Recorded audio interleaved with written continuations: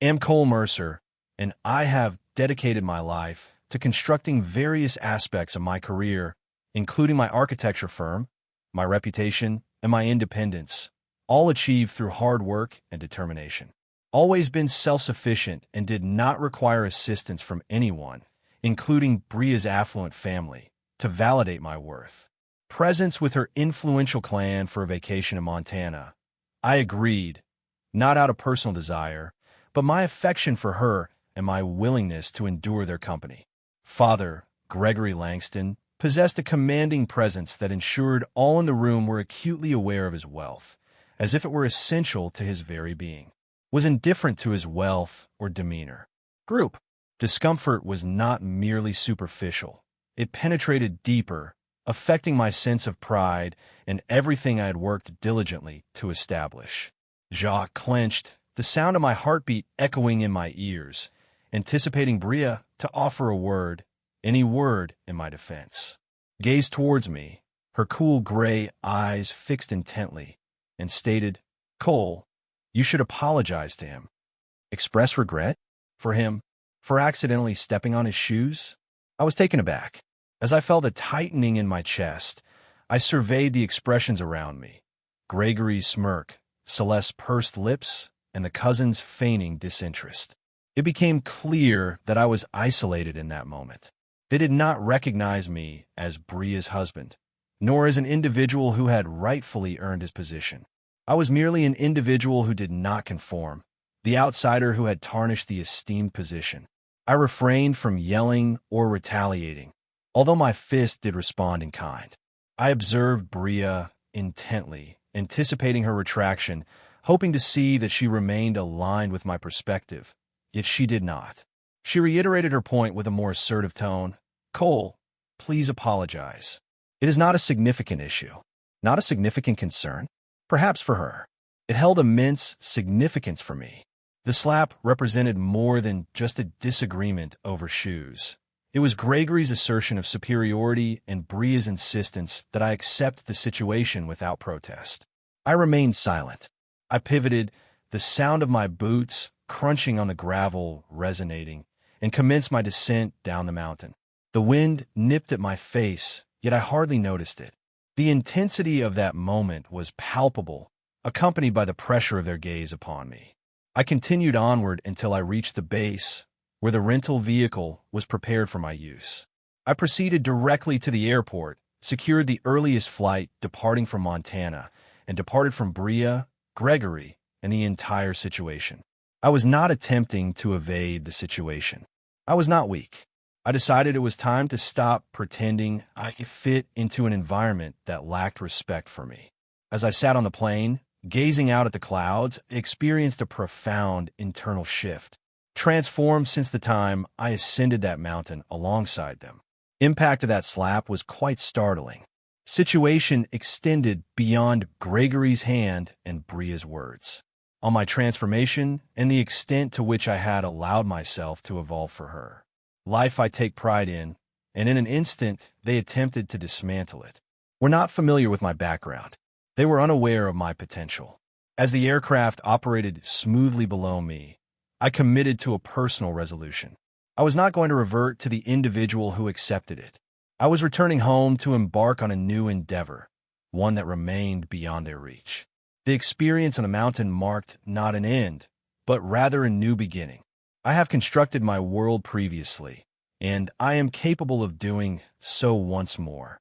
This time, the decisions will be made according to my preferences rather than those of others. Gregory believed he had established dominance over me, while Bria assumed I had been subdued. They were mistaken. I am Cole Mercer, and I am at the beginning of my journey. Upon returning home, I allowed the silence to envelop me, dense and stifling yet oddly reassuring. The phone continued to vibrate, displaying Bria's name initially, followed by her mother Celeste, and then a gentleman identifying himself as Gregory's assistant, each leaving messages that I chose not to listen to. I preferred to keep their voices out of my mind, especially after the events that transpired on that mountain. The impact of Gregory's slap lingered, resonating in my mind. Yet more troubling was Bria's insistence that I apologize, as if I were the one at fault.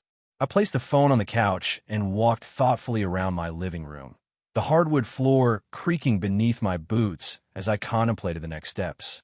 I had departed from Montana and from them, yet leaving did not eliminate the questions that continued to trouble me. What motivated Bria to align herself with him? Why did she not advocate for me, her husband, the individual with whom she had committed to creating a future? I repeatedly observed her expression, composed and distant, as if she had emotionally detached from us. Meanwhile, Riker Hale, the favored one of Gregory, lingered nearby like a persistent shadow. I was not mistaken. There was an unusual quality in the way she regarded him, and his smile seemed overly effortless in her presence. My instincts stirred, indicating that my concerns were valid, and that this situation involved more than just a pair of scuffed shoes and a bruised ego. I required clarity, yet I found myself unable to navigate this situation independently, especially with my thoughts in such disarray. I picked up the phone, not to return Bria's call, but to contact Talia Gwynn, my business partner and the individual I trusted above all others. She responded on the second ring, her voice steady and precise as always. "Cole, are you okay? Your voice does not seem to be in optimal condition." I let out a dry, bitter laugh and recounted everything. The hike, the slap, Bria's betrayal, and how I had left them all standing there. She listened attentively without interruption, and once I finished, she stated that we need to determine what is truly happening. "This situation is not warranted for you." I made the call to her for that reason. Talia promptly focused on her tasks, avoiding any distractions. We convened at my office that evening, with the city lights shimmering outside the large windows. I organized all the materials on the table, including emails, texts, and photographs from the trip that I had scarcely reviewed.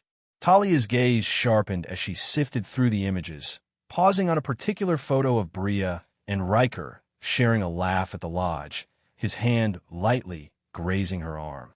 "This doesn't appear to be insignificant," she remarked, and I acknowledged her with a firm nod, my jaw clenched. I found it difficult to accept, reluctant to consider that the woman I had married could betray me in such a manner, yet the evidence was becoming increasingly undeniable. Talia tapped her pen on the desk, contemplating, and then stated, "Let's explore further. If there are any concealed personal or business matters, we will uncover them." Corporate affairs. The impact of that word was profound. Gregory held a significant position in the real estate industry, with Riker serving as his trusted associate, polished, driven, and possessing a demeanor that could mask his true intentions. What if this situation extends beyond just Bria and myself? What if it were larger? I'd dedicated years to developing my firm and creating impactful projects, and I had shared some of those concepts with Bria during our strong partnership. Did she provide them to her family? To Riker? The idea unsettled me, yet I found it impossible to dismiss. Talia observed my expression and leaned in, saying, "Cole, we are capable of handling this. Regardless of their activities, we will ascertain the situation. You are not alone." I acknowledged her support with gratitude, and we commenced our planning efforts. She would retrieve records, investigate the recent activities of Langston Group, and determine if there were any connections to me. I will review my files to identify any overlooked items. It was satisfying to take action and assert control rather than remaining passive in silence. As we continued our work, Bria's silence began to take on a different quality. It was not merely empty, but rather laden, reminiscent of the atmosphere preceding an impending storm. Neither she nor Gregory was making any calls anymore. Were they consolidating their efforts?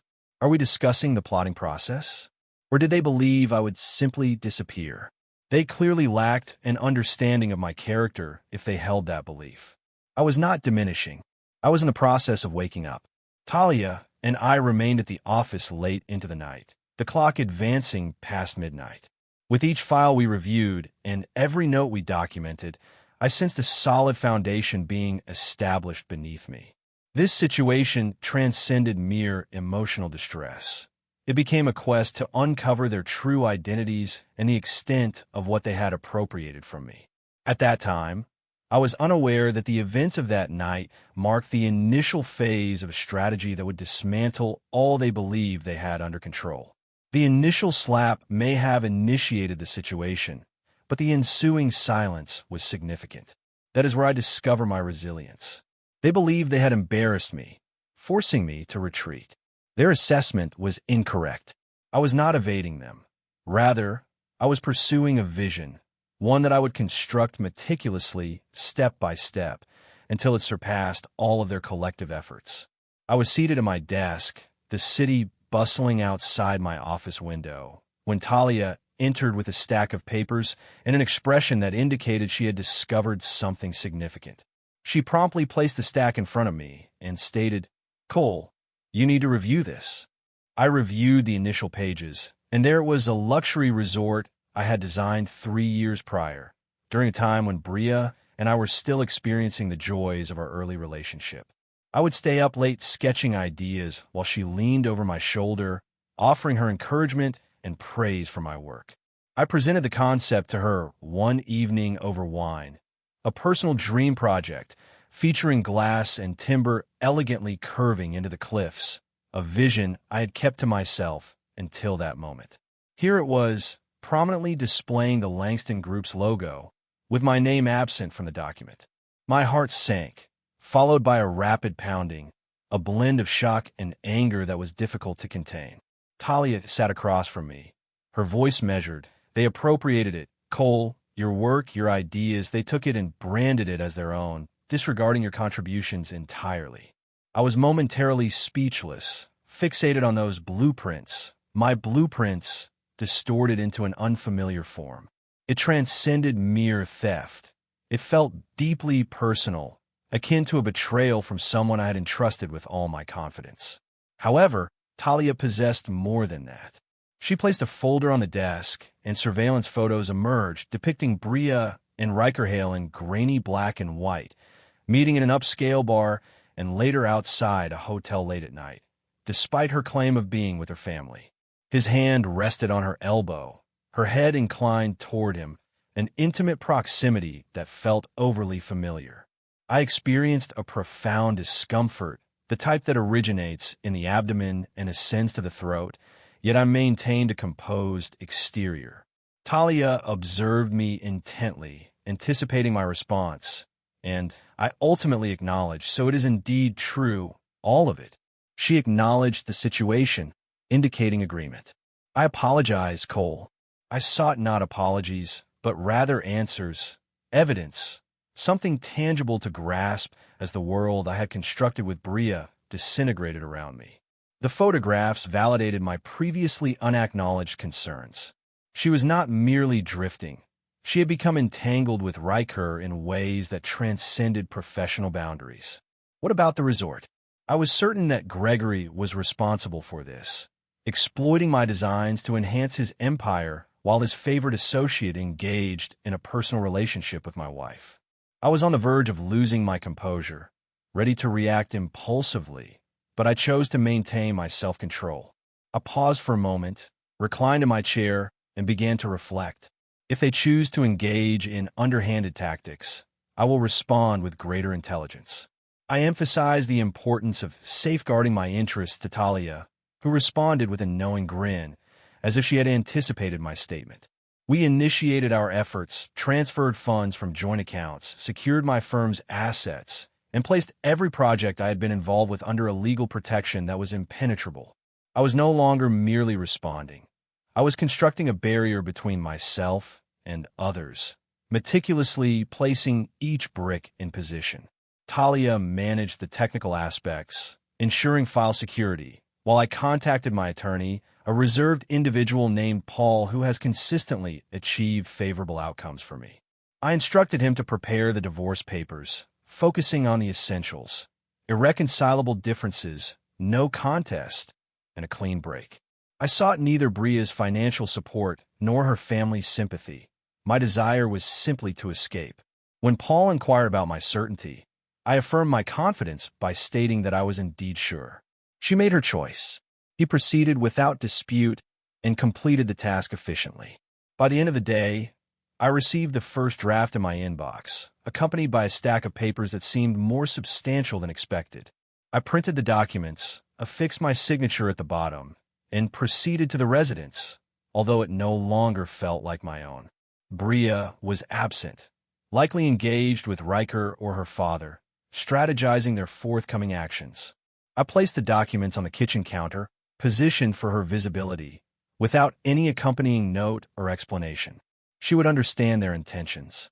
As I drove back to my apartment, I sensed a slight alleviation of the burden I had been carrying, just enough to allow for a breath of relief.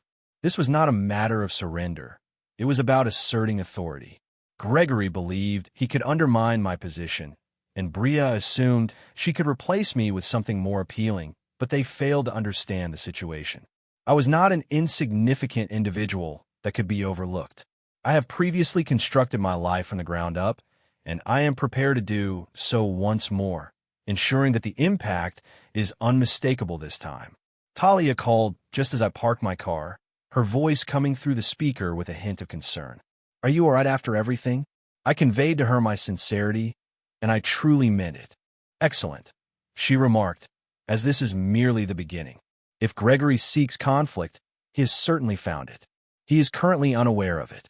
For the first time in days, I experienced a genuine smile, distinct from the insincere one I had displayed on that mountain. She was correct. They had appropriated my designs, violated my trust, and disrupted my marriage. However, they also catalyzed my awakening. I was no longer the individual who had journeyed to Montana, seeking acceptance. I am Cole Mercer, and I have concluded my participation in their game. Now it was my opportunity, and I would strike at their core, not with physical force, but with all the knowledge I had acquired about constructing something resilient. They would come to regret their decision to oppose me, not due to any overt confrontation, but because I would endure, strategize effectively, and ultimately prevail. While in my apartment, I found myself gazing at the divorce papers I had prepared for Bria. Suddenly, the door swung open forcefully, and she entered with a fierce expression, her face flushed and her eyes filled with an intensity one had never witnessed before. She grasped the papers in her hand, their edges crumpled, and tossed them towards me, exclaiming, "What is this, Cole? Are you really choosing to leave me, to leave us, over a trivial disagreement?" I rose slowly, maintaining a steady voice, as I understood that losing my composure at this moment would only provide her with more opportunities to manipulate the situation. It is not merely a conflict, Bria. I am referring to the entirety of the situation, your father's actions towards me, your request for an apology, and your discreet interactions with Riker. I am aware of the situation at hand. She paused momentarily, as if surprised, but then quickly regained her composure, moving closer. Her tone was incisive as she stated, "You're being paranoid, Cole. You're exaggerating the situation because you're struggling to cope with my family. Your reaction in Montana was excessive, and now you are jeopardizing our marriage as a result." I nearly found amusement in the situation, not due to its humor, but rather because she believed she could negotiate her way out of it. I looked her directly in the eye and stated, "I have seen the photos, Bria.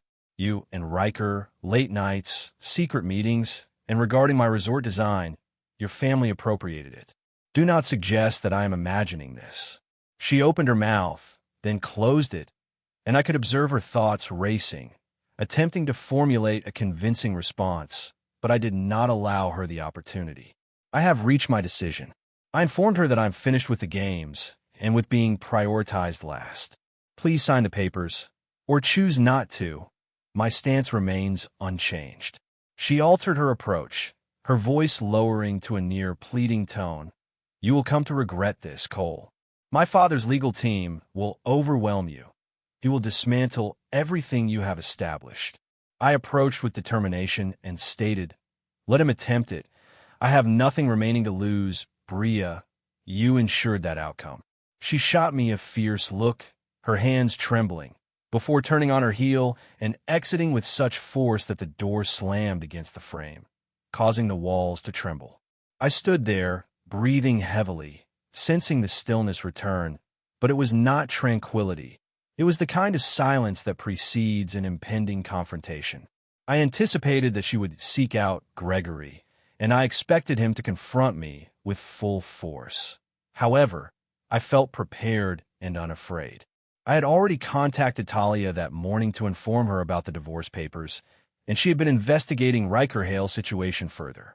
She discovered manipulated documents, shell corporations, and questionable transactions that he had facilitated under the Langston Group's name. "This individual is compromised, Cole," she stated during the call, "and I possess sufficient information to apply pressure." I advised her to maintain discretion for the time being, as I had an alternative strategy in consideration. I retrieved my phone and called a number provided by a former contact, an ethics official associated with the Real Estate Licensing Board, a woman named Linda Voss, known for her straightforward approach. I had the opportunity to meet her years ago at a conference during my climbing days, and she appreciated my direct approach. I informed her about Riker, maintaining a straightforward approach, highlighting the questionable permits, the stolen designs, and a recurring pattern of shortcuts that suggested fraudulent activity. "I have evidence available and can provide it if you would like to review it." She expressed interest. "Proceed with it," she instructed, "and if everything aligns, Hale's license will be revoked."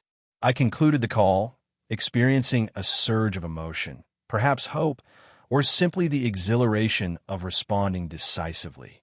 Talia arrived that evening, her laptop illuminating the room as she presented her findings. Emails exchanged between Riker and a disreputable contractor, forged signatures on environmental reports, and an intricate network of deception that could potentially lead to his downfall. "This matter extends beyond your personal concerns," she stated. "The objective is to eliminate all of them." I acknowledged her point, as it was valid. I initially initiated this for self-protection, but it has since evolved into something more significant. I forwarded the files to Linda, including all pertinent information we possessed, and then I awaited her response. Bria's threats resonated in my mind, yet they failed to unsettle me. Gregory may have the resources of lawyers, wealth, and influence at his disposal, but I possess something he lacks: the truth and an audience willing to hear it. I prepared a cup of coffee, settled onto my couch, and reflected on the missteps that had occurred. I had a deep affection for Bria, truly, in the manner one loves another when they believe that person recognizes their true self. However, she did not. She perceived me as a means to an end, an instrument for her family's agenda, and when I refused to comply, she chose them instead. The pain I experienced surpassed that of the slap and the theft. However, it also ignited a determination within me. I was not the individual who stood on that mountain, taken aback and speechless. I was progressing now, responding effectively, and it felt rewarding.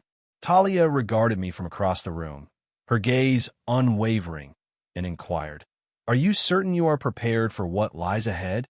I took a sip of my coffee, the bitterness sharp on my tongue, and stated, "Yes, I am prepared. We are no longer responding. We are in control of the situation." She smiled, a determined grin, and I understood that we were united in this endeavor. Bria believed she had intimidated me, while Gregory assumed he could overpower me, yet they failed to understand the situation. I was not running. I was creating something unprecedented, neither a partnership nor a business, but a challenge, and I would ensure they experienced every impact. As I poured my morning coffee, the steam rising elegantly from the mug, the first article appeared online, its bold letters prominently displayed on my phone screen. Riker Hale, a prominent figure at Langston Group, is currently under investigation for allegations of licensing fraud. I stood in my kitchen, observing it, experiencing a surge that resembled victory. It was something akin to the initial fracture in a dam on the verge of breaking. Talia sent me the link accompanied by a single word, "Boom," and I could envision her smiling, satisfied with the impact we had made. A week had passed since I submitted the files to Linda Voss at the licensing board, and she had acted swiftly, investigating Riker's questionable dealings with a level of urgency that indicated she had been anticipating an opportunity to hold someone like him accountable. The article presented a clear account of falsified permits, dubious land acquisitions, and my resort design, which was misappropriated and linked to a shell company obscured by extensive documentation. Although my name was not included, I was unconcerned with recognition. My focus was on the potential disruption it could create. Gregory's response was prompt. That afternoon, my office phone began to ring incessantly, his voice clearly audible in the voicemail. "Mercer, do you believe you can challenge me? I will take decisive action that will significantly impact you, your organization, and your overall circumstances." I was unable to answer the call. I opted to hit record instead, allowing each threat to accumulate like ammunition. He made 3 additional calls, with each message increasingly aggressive, threatening legal action, blacklisting, and even suggesting a personal vendetta. I collected all the information, forwarded it to Talia, and informed her that he is losing control. "This is satisfactory," she chuckled during the phone conversation. "Is everything satisfactory?" "It is ideal. He has a fear of coal." Regardless of his fears, Gregory was not one to retreat. He would exert more force now, and I needed to be prepared. Sophie Armand made contact at that time. I had not previously encountered her, yet she reached out to me via email late that evening, with the subject line indicating her affiliation with Langston. "I am available to assist." I approached it with skepticism, yet her words captivated me. She had served as an assistant in their legal department, often unnoticed and reserved until she began to observe irregularities, forged permits, emails discussing unethical practices, and memos in which Gregory boasted about managing issues. She retained copies, stored them on a drive after her departure, feeling both apprehensive and frustrated. She noted the actions taken against individuals, and upon reading about Riker today, she recognized that the moment had arrived. I contacted her immediately, maintaining a composed tone despite the rapid beating of my heart. "Sophie, are you certain about this decision?" I inquired. She acted decisively. "I am confident in my assessment. They believe they are beyond reproach. I expect them to fulfill their financial obligation." I appreciated her demeanor. She was direct and pragmatic, reminiscent of Talia. She provided me with the files, which contain a wealth of valuable information. Internal communications indicate that Gregory approved unauthorized shortcuts. There are images of Riker engaging with regulators and a memo regarding the discretion needed for the Mercer issue. The most recent incident profoundly affected me, serving as evidence that I was the target, rather than merely my professional contributions. I informed Sophie that she is now involved in this situation, and they will pursue her. "I will ensure your safety, no matter the circumstances." She expressed her trust in me, and I was sincere when I assured her of her safety. This situation transcended my individual experience. It encompassed all those who had been marginalized and silenced. I have forwarded all relevant information to Linda Voss, copied my attorney Paul, and am now allowing the situation to be fully processed. Gregory's empire was constructed on a foundation of marble and wealth, yet beneath the surface, decayed unequivocally. I could still hear his voice from those voicemails, filled with bluster and anger, referring to me as a nobody, a bug he intended to squash. However, I was not the insignificant individual in this context.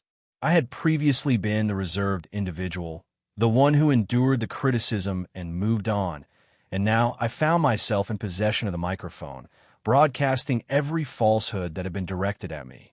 Talia visited that evening, her eyes shining with a passion I hadn't observed since we launched the firm together. We organized Sophie's files on my table, meticulously assembling the details, dates, names, and transactions that would be detrimental to them. She remarked that this is larger than we initially anticipated. Instances of environmental violations, bribery, and related activities. Gregory exhibits behavior that goes beyond mere bullying. It is indicative of criminal activity that I acknowledged, running my hand through my hair, acutely aware of its weight. "Indeed, we are the ones who will demonstrate it." She regarded me with a serious expression and inquired, "Are you comfortable with the direction this is taking?" Once it is released, it cannot be contained that I briefly considered Bria, recalling her expression when she presented me with those divorce papers and her warnings regarding her father's influence. but I set those thoughts aside. I assured Talia that I am doing well. This is not an act of revenge.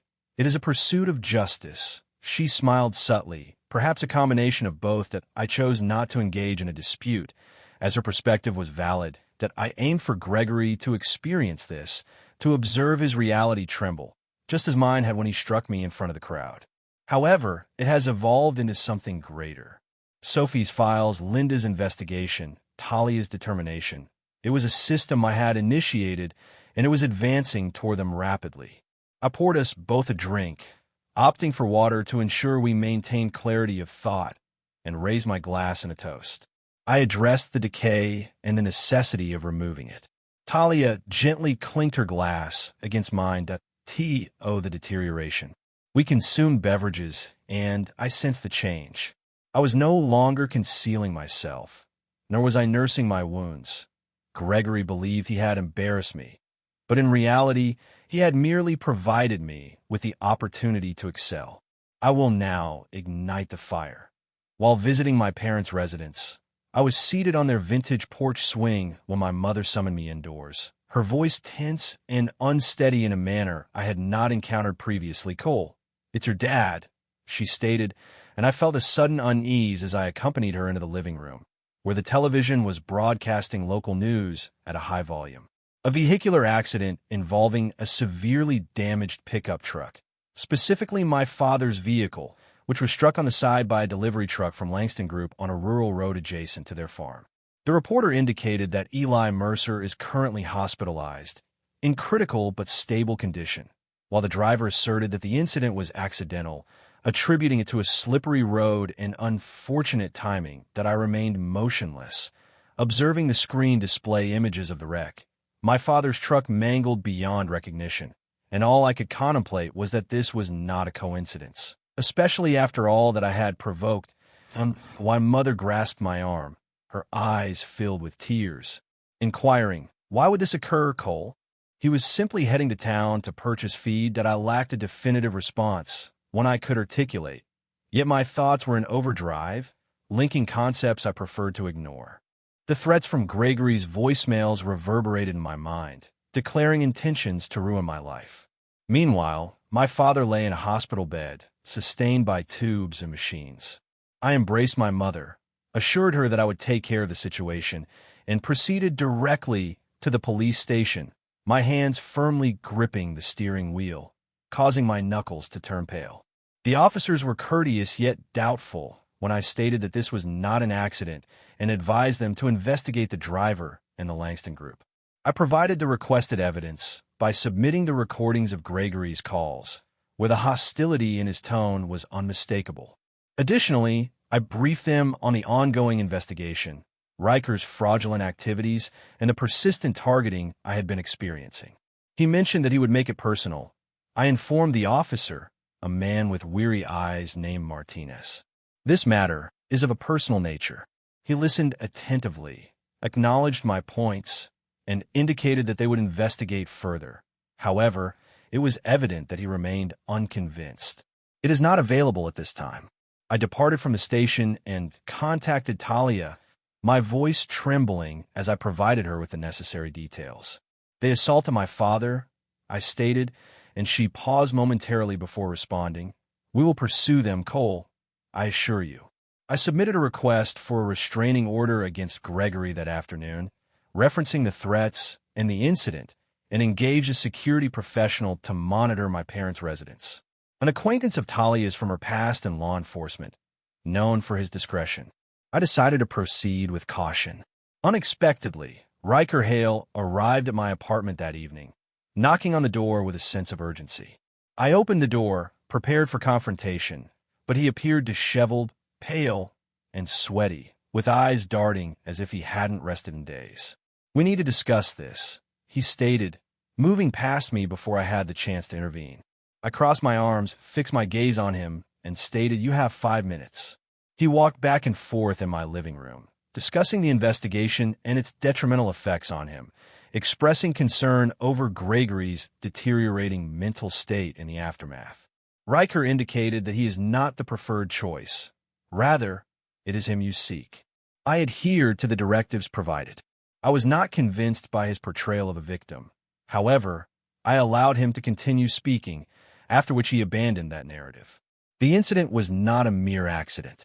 Gregory requested that I convey a message to you, intended to address your concerns. I was unaware that he would take such extreme measures. I felt a chill run through me, yet I maintained a neutral expression as I reached for my phone on the counter and discreetly pressed record without his awareness. I instructed him to repeat that, my voice lowered. He disclosed everything in detail: dates, calls, and the manner in which Gregory selected the driver, an individual with a criminal record who was willing to do anything for money. I remained in place, absorbing the unfolding situation, and sensed a shift within me. Neither fear nor anger, only a determined and precise focus. "Leave," I instructed once he had finished, and he made his way to the door, murmuring, "You have no idea what his next move will be." I secured the door after he left, reviewed the recording, and forwarded it to Martinez and Linda Voss with a message indicating their capabilities. The following day, the state initiated a formal investigation into Langston Group. It is not solely a matter of fraud at this point. There may be elements of conspiracy involved, potentially escalating the severity of the situation. I remained by my father's hospital bed that evening, holding his hand, which felt lifeless in mine, while the monitor emitted a steady yet faint beep. He had consistently been the resilient figure, the individual who imparted lessons on wielding a hammer and the importance of rising after life's challenges. He was present due to my actions, as I had pushed Gregory beyond his limits. I quietly expressed my apologies, stating, "I'm sorry, Dad, but I didn't mean to imply that I would cease. Rather, I intended to convey that I would complete it." Riker's confession served as the crucial element, the definitive key to securing Gregory's incarceration, and I would utilize it accordingly. Talia contacted me as I was exiting the hospital, her tone incisive, with rapid-fire questions. They are retrieving records and engaging with the driver. "Congratulations, Cole." I did not feel inclined to celebrate. "I have not done so yet," I stated. "Not until he is incarcerated." She paused, then stated, "Your father is resilient. He will overcome this, and we will ensure accountability." I acknowledged her, despite her inability to see my response, and concluded the call. As I stood in the parking lot, the chill of the night air against my face, it became clear that this was the culmination of the tension I had been accumulating since that incident on the mountain. It was no longer a matter of avoidance. It was my responsibility to navigate. Gregory had transgressed in a manner that was irrevocable, and I would ensure that it led to his downfall. I was in my apartment, with the television muted. Upon the announcement, Gregory Langston was taken into custody, escorted from his glass tower office in handcuffs, his expression contorted in a grimace as cameras captured the moment. The charges appeared on the screen in a manner reminiscent of a list I had personally compiled. Fraud, conspiracy, intellectual property theft, and notably, conspiracy to commit bodily harm are directly linked to my father's accident. I remained seated on my couch, the coffee in my hands growing cold, observing the situation as it developed, the empire I had diligently worked on finally revealing itself to the world. The press conference followed, with a state official in a formal suit presenting the details. Years of financial misconduct, misappropriated designs, and a contract for violence against an individual who stood up against the wrongdoing. I was that man, yet I did not perceive myself as a hero. I experienced a profound sense of emptiness, as if I had been operating on minimal resources and finally reached the conclusion with no remaining energy to contribute. My phone buzzed, displaying Bria's name on the screen.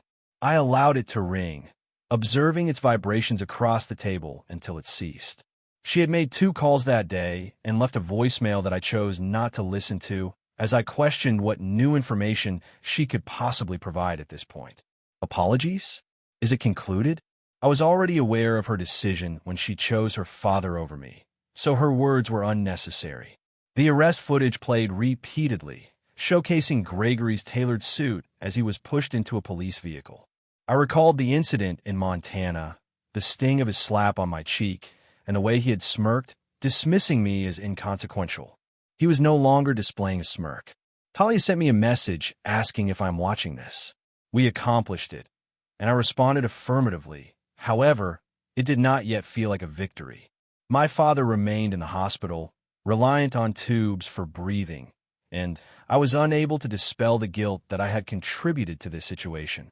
I traveled to visit him that afternoon. The hospital corridors were serene, punctuated only by the sound of machines, as I took a seat by his bedside, observing the rhythm of his breathing. He once told me, years ago, when I was a child troubled by a bully at school, "You can burn the house down, son, but what will you live in afterward?"